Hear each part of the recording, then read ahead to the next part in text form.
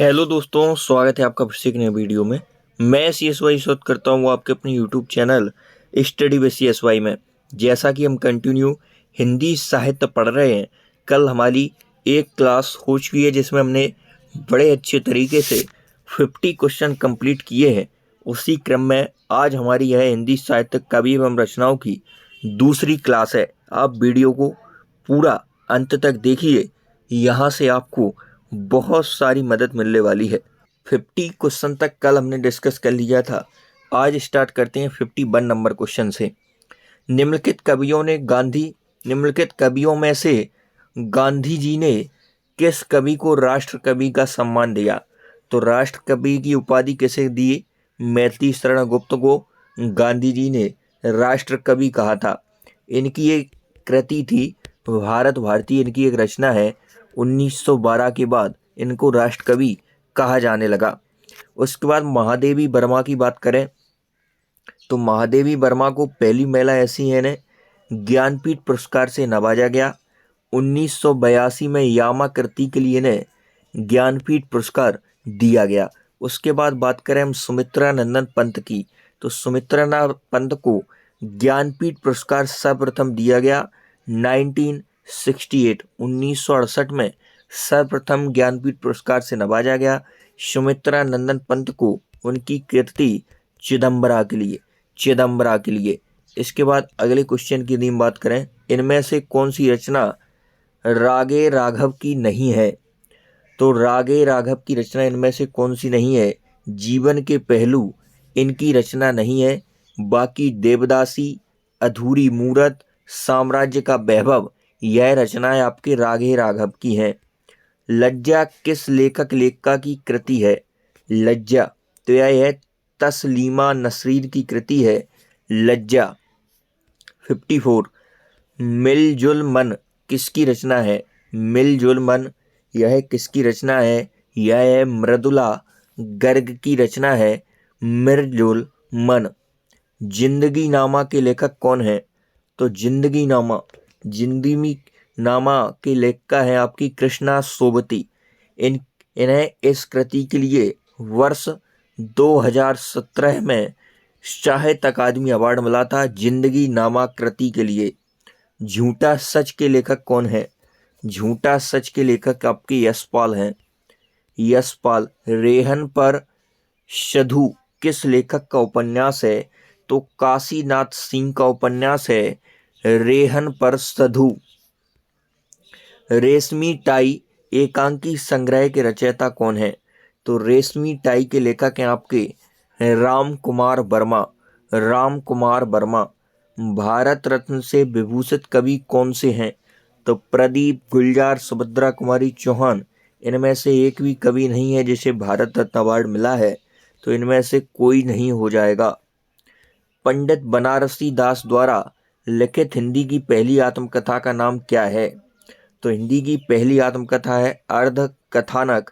यह पंडित बनारसी दास द्वारा रचित है। हिंदी की पहली आत्मकथा अर्ध कथानक। इनमें से मैती शरण गुप्त की रचना कौन सी नहीं है? तो प्रिया प्रवास इनकी रचना नहीं है। भारत भारती मैथिली शरण गुप्त की है। रंग में भंग है, साकेत है, यह सभी रचनाएं मैती शरण गुप्त की हैं। प्रिया प्रवास नहीं है। महादेवी वर्मा का प्रथम काव्य संकलन कौन सा था? तो नीहार इनका प्रथम काव्य संकलन था।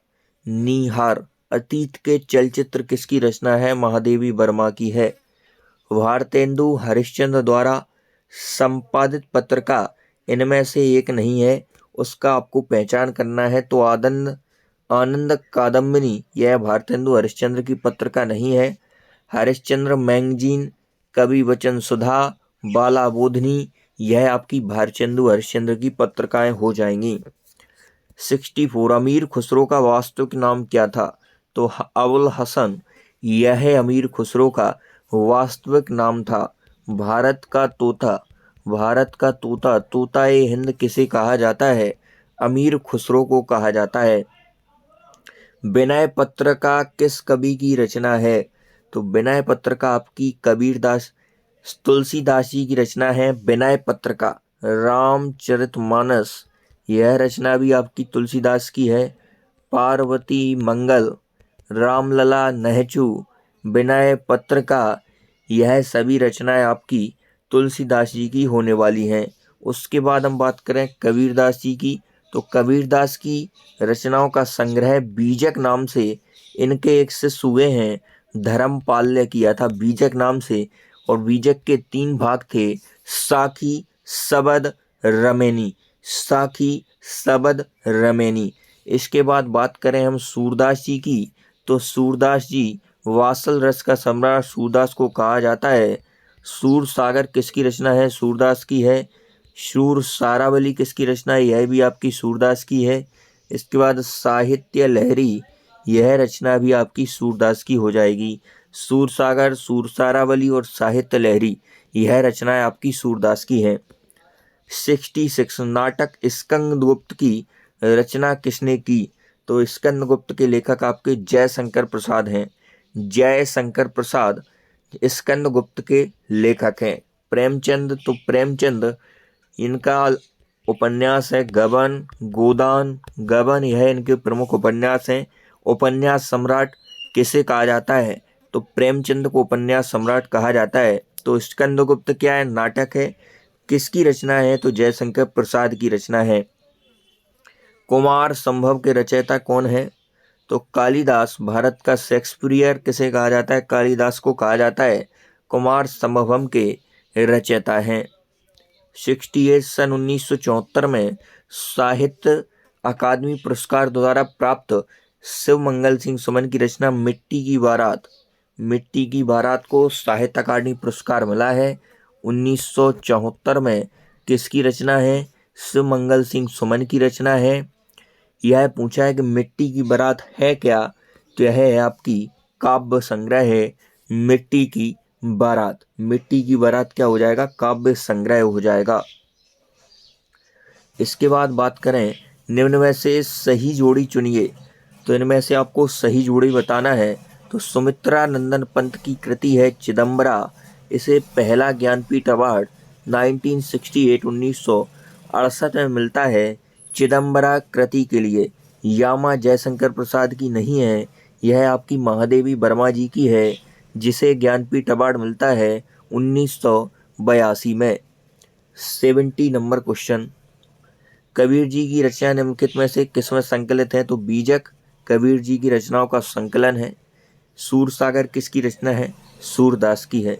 जंगल जहाँ शुरू होता है उपन्यास के रचयिता कौन है? तो इसे के रचयिता हैं संजीव। संजीव रचयिता हैं जंगल जहाँ शुरू होता है। इनमें से कौन सी कृति सूरदास की नहीं है? नहीं पर आपको विशेष फोकस करना है। तो इसमें से सुंदर विलास कृति सूरदास की नहीं है। सूरसागर, साहित्य लहरी, सूरसारावली, यह सूरदास की कृतियां हैं। निष्कवच उपन्यास किस लेखक की कृति है? तो यह आपकी राजी सेठ की कृति है निष्कवच। अंचल किस साहित्यकार का उपनाम है?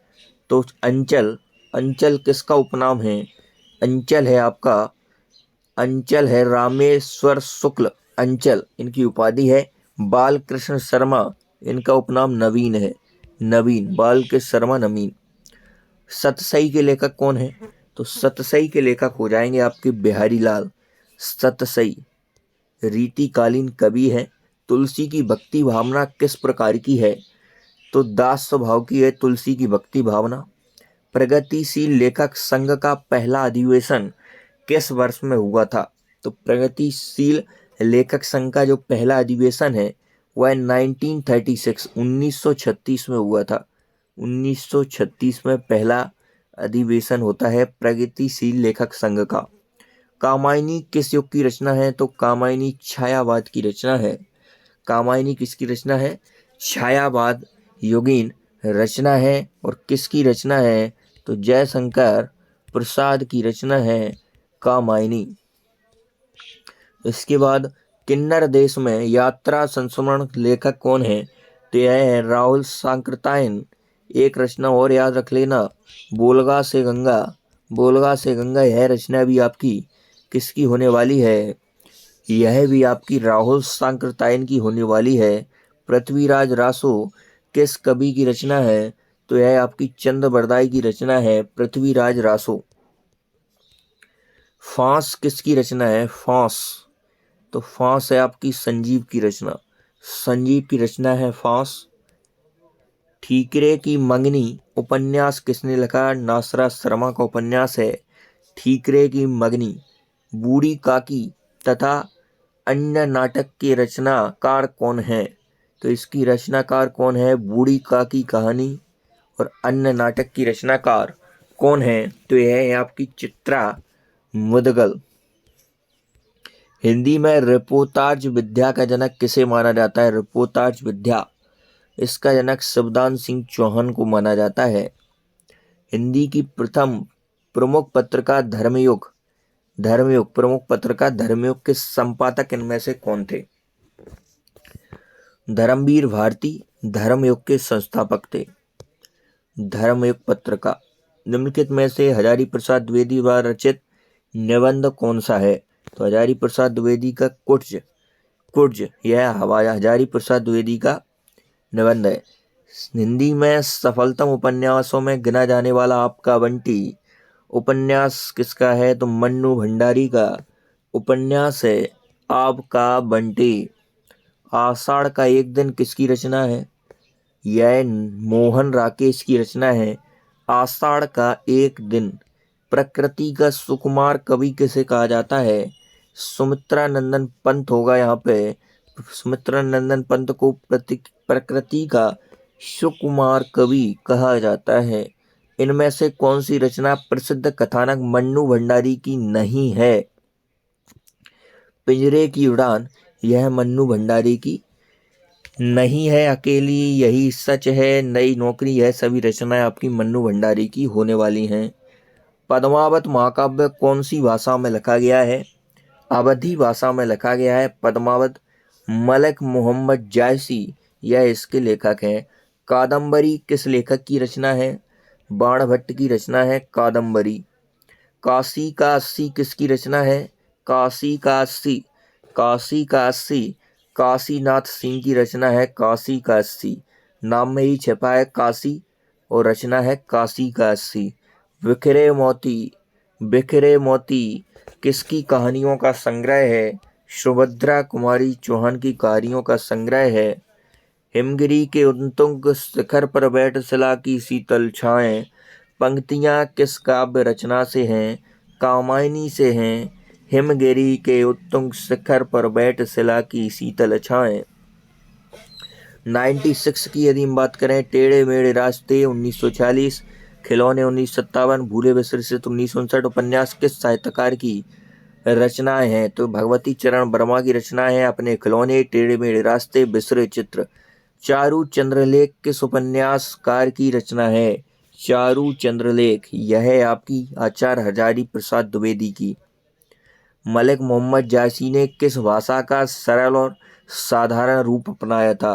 तो मलिक मोहम्मद जायसी की भाषा है आपकी अवधी, अवधी। निराला द्वारा रचित गीतों का संग्रह कौन सा है? तो गीत का इनके गीतों का संग्रह है। आज की क्लास का हमारा अंतिम क्वेश्चन। इसी प्रकार यदि आप कंटिन्यू रिवीजन करना चाहते हैं तो study with CSY YouTube channel को सब्सक्राइब करके जुड़ जाइए और वीडियो को शेयर जरूर करें और वीडियो पूरा देखा करें। मधुबाला किसके द्वारा रचित है? तो हरिवंश राय बच्चन द्वारा रचित है। मधुबाला, मधु कलश यह सभी रचनाएं हरिवंश राय बच्चन की हैं। सुमित्रा नंदन पंत प्रकृति का सुकुमार कवि 1968। चिदम्बरा कृति ज्ञानपीठ अवार्ड हिंदी में पहला मिलता है 1968 में। चिदम्बरा के लिए सुमित्रा नंदन पंत को पहली महिला जिन्हें ज्ञानपीठ से नवाजा। महादेवी वर्मा 1982। कौन सी कृति? यामा कृति। महादेवी वर्मा को आधुनिक युग की मीरा, आधुनिक युग की मीरा किसे कहा जाता है?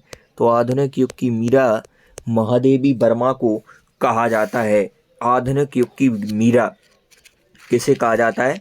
महादेवी वर्मा को कहा जाता है।